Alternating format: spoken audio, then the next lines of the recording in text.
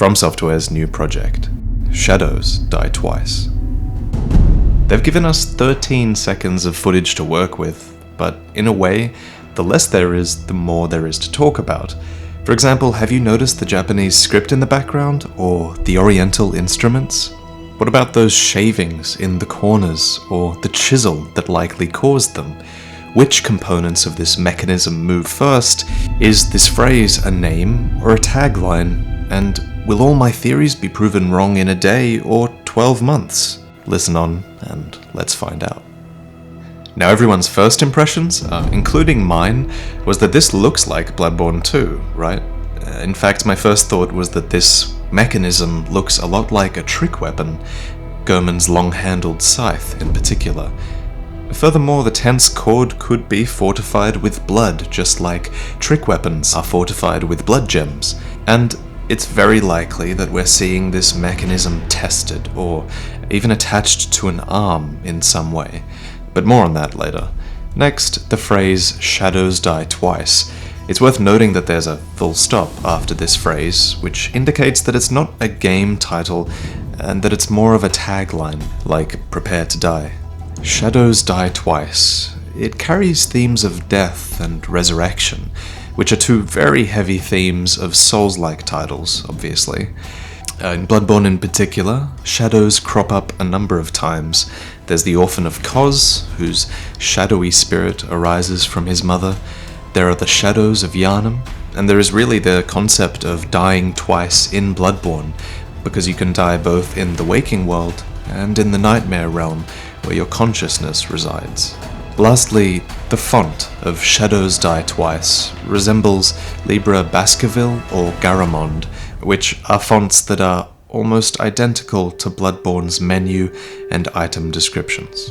But now, how many of you guys noticed all the Oriental themes in the teaser? Many characters in the background appear to be really elegant kanji, written vertically, as many East Asian scripts can be. In addition, have a listen to these instruments. That's an Oriental flute, for sure, maybe a shakuhachi or a side-blown kung fu flute. Now listen to the drums.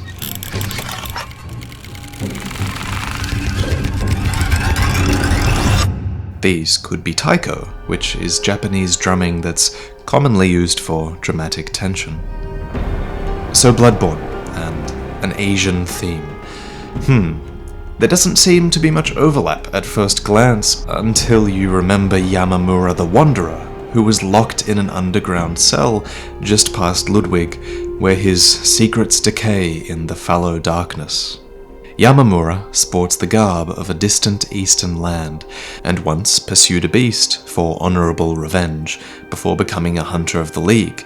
He wields a chikage, which is a blade forged in said eastern land. There are, of course, other lands outside of Yharnam's Gothic Victorian themes, and Yamamura is our link to them. Could he have been our Bloodborne teaser character for Shadows Die Twice all along? Kind of like how Chester was our teaser character for Bloodborne in Dark Souls. Maybe. If Bloodborne was to have a successor, I've always thought that it would really need to shed the stale Gothic theme that it has, and Lovecraftian feudal Japan would be this perfect spin for Bloodborne 2. Now, do I actually think it's Bloodborne 2? Not really. Honestly, it almost feels too obvious based on that trailer. Like that's what they want us to think. And Miyazaki has said that he doesn't want to work on Soulsborne sequels for several years, if ever. And also, I hope it's not Bloodborne 2. From Software does a way better job with new IPs and new spiritual successors rather than sequels, in my opinion, and Bloodborne is just a beautiful game on its own. And I don't really want another console exclusive. Please don't take away my PC cheat engine camera angles. Anyway, regardless of which game this turns out to be, we've established this Oriental theme as a certainty.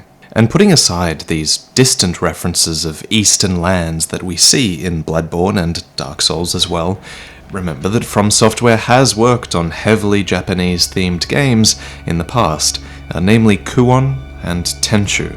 Let's take a look at these. So Tenchu is a third-person stealth game based in feudal Japan, with sort of demonic themes simmering just below the surface.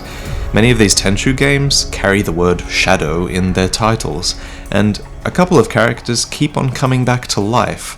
And I found this cutscene referencing a main character's shadow. I sent my shadow far and wide across the land. As for the mechanism in the teaser and its references to Tenchu, where there's a theme of puppets and reanimated skeletons, and some even speculate that this mechanism is a reimagined grappling hook, which plays a role in Tenchu, and some people are even saying that there's a kunai throwing dagger embedded within the red cord. It's sort of hard to tell if you can see it here, or if it's just the metal twisting. Have a look. Another possibility is Kuon, which is a survival horror game that was developed for the PlayStation 2 by From Software. Kuon has maybe one reference to the teaser trailer that I could find, namely this jump scare sound that is almost identical to the string-based jump scare sound of the trailer. Next, I should probably mention Shadow Tower, which I'm literally only mentioning because it has the word shadow in the name. It's this first-person dungeon crawler, which is similar to some of the Kingsfield games that inspired Demon Souls, but again, not that much of a relationship here, except the name. And finally, Demon Souls. Demon Souls has an archstone that is called the Archstone of the Shadow Men, which leads to all the Shrine of Storms levels. Now these Shadow Men are said to worship storms, mourn the dead, and reside in other bodies. There's also the sound of a storm happening in the background of the teaser trailer, and From Software and partners did all recently shut down all of their Demon Souls servers, in anticipation of a sequel, perhaps? Or perhaps not, because I have to say, as fans who are sort of confronted with something that we don't recognize, it's almost natural for us to have this tendency to cling to what we know. Bloodborne, Kuon, Shadow Tower, Tenchu, Demon Souls, it's just as likely to be none of these things and a new IP altogether. So don't get me wrong, the only reason I don't talk about it as much being a new IP is there's not much for me to talk about beyond saying it. But in the spirit of analysis, let's look at what could be happening in this scene with less bias this time. Firstly, this metal tool with a wooden handle jutting from the parchment seems to be a part of a screwdriver or, more likely, a chisel. I lean towards chisel as it explains the shavings that might be appearing in the top left and the bottom right. Was the bone being stripped or something beforehand? Secondly, the entire mechanism wavers gently in the early frames, as if it's suspended in the air. The first part to move is actually this lighter, blood-stained chunk that's connected to the top of the bone. And the bone is almost certainly the bone of an arm or a leg. Next to move is the cord, which is pulled taut, but it moves independently of the first motion I just mentioned in the top left. It's almost as if there's something in the bottom right, causing tension as well. In fact, most of the twisting related to the cord is actually taking place at the base of the cylinder in the bottom right, indicating that there is a lot of pressure being generated from within the sheath in this direction. Basically, there's so much going on off-screen that it feels really impossible to know for sure what this is.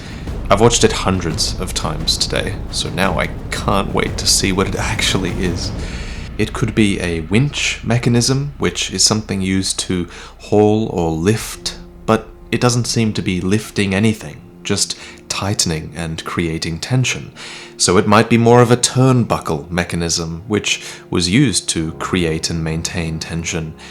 I imagine this would have been used in those old torture devices that pull people apart.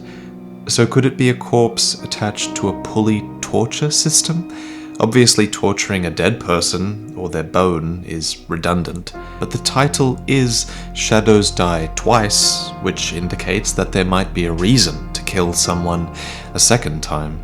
And after all, skeletons are reanimated in pretty much every From Software game. Why not now? And finally, could it be a mechanically augmented arm or body of sorts?